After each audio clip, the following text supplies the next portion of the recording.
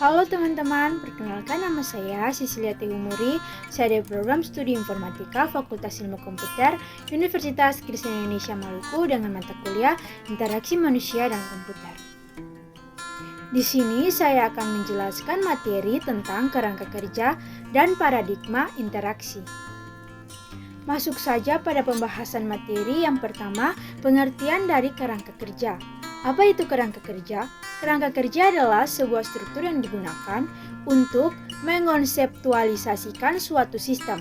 Kerangka kerja dapat digunakan untuk memahami cara manusia berinteraksi dengan komputer. Penjelasan kedua mengenai jarak eksekusi dan evaluasi. Yang pertama, jarak pemisah eksekusi. Jarak pemisah eksekusi ini kesulitan yang dihadapi pengguna dalam menyelesaikan suatu tugas. Yang pertama, aspek selama eksekusi. Yang kedua, evaluasi berlangsung. Akibat adanya jarak antara representasi mental yang dimiliki oleh pengguna dengan komponen fisik dan status sistem. Artinya, perbedaan antara keinginan pengguna dengan apa yang dilakukan oleh sistem. Contohnya, letak atau posisi menu file, pengguna menggunakan tombol caps lock. Yang kedua, jarak pemisah evaluasi. Jarak pemisah evaluasi ini artinya tingkat kesulitan yang dihadapi pengguna untuk mengartikan suatu sistem dan seberapa jauh artefak yang dimiliki antarmuka untuk mendukung pengguna untuk mempresentasikan suatu sistem. Pembahasan kedua mengenai siklus tindakan eksekusi atau evaluasi. Siklus tindakan eksekusi dan evaluasi ini, konsep ini menggali asal-usul tindakan dan bagaimana tindakan tersebut dapat disusun. Ada 4 bagian dasar struktur tindakan. Yang pertama, goal. Goal ini kejadian yang diinginkan oleh pengguna. Yang kedua, eksekusi. Eksekusi melakukan eksekusi atas suatu tindakan dalam dunia nyata. Dunia nyata ini tempat di mana pengguna mengeksekusi suatu tindakan dengan memanipulasi suatu objek. Yang keempat, evaluasi. Evaluasi adalah pengguna melakukan validasi atas suatu tindakan dan membandingkan hasil yang diperoleh dengan goal yang telah ditetapkan sebelumnya. Pembahasan keempat mengenai kerangka kerja interaksi siklus tindakan eksekusi dan evaluasi. Kerangka kerja interaksi siklus tindakan eksekusi dan evaluasi berfokus kepada cara pandang pengguna tentang interaksi, tidak mempertimbangkan hal lain di luar interaksi. Ada terbagi menjadi 4 komponen utama kerangka kerja interaksi.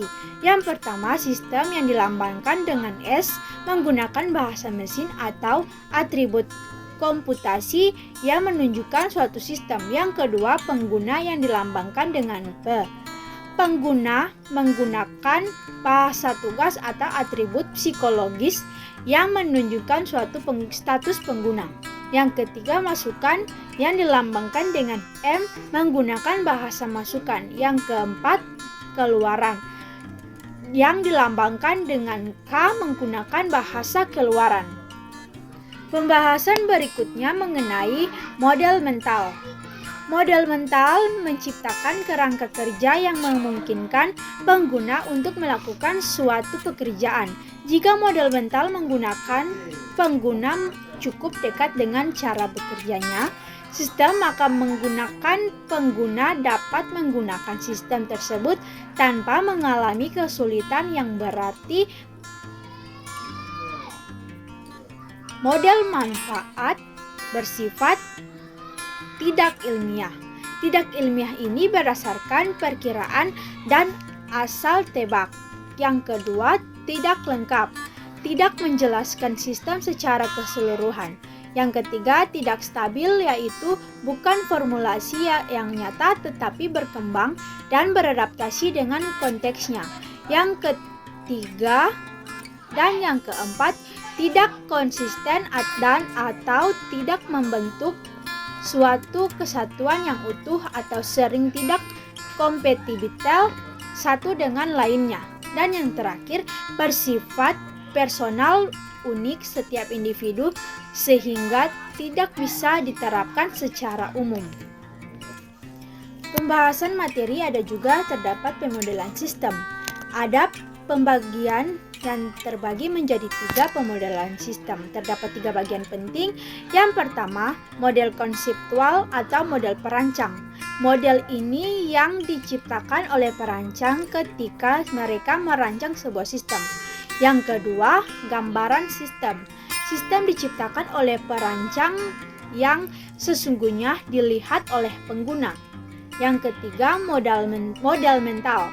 Model ini model yang diciptakan oleh pengguna ketika pengguna berinteraksi dengan suatu sistem. Kerangka kerja juga membahas jarak semantik dan artikulator.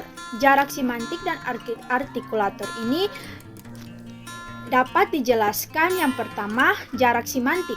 Jarak semantik pengguna dapat memahami hubungan atau pengguna berinteraksi dengan peranti atau sistem dengan memahami jarak fungsionalitas suatu peranti dengan sesungguhnya ingin pengguna melakukan. Yang kedua, jarak artikulator. Jarak artikulator ini aspek lain yang bisa kita amati adalah jarak antara kenampakan fisik suatu peranti dengan fungsi yang sesungguhnya. Pembahasan terakhir mengenai materi ini yaitu paradigma interaksi. Paradigma interaksi terdapat 3 paradigma dominan dalam perancangan konseptual dan visual. Suatu antarmuka berpusat pada implementasi atau BPI, metaforik, dan idiomatik. Antarmuka BPI didasarkan pada intuisi tentang cara bekerjanya suatu benda. Antarmuka idiomatik didasarkan pada pembelajaran tentang cara bekerjanya suatu benda.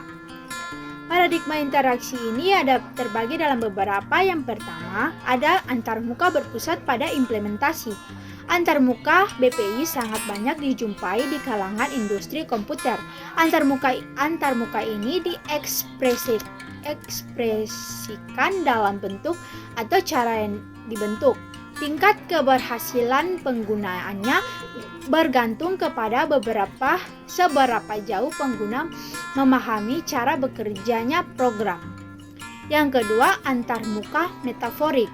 Antarmuka metaforik bergantung kepada hubungan intuitif yang dibuat pengguna pada saat mereka melihat simbol visual dari suatu komponen antarmuka dengan fungsinya. Yang ketiga, keterbatasan metafor.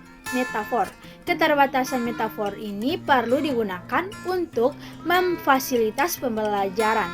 Yang keempat, antarmuka idiomatik.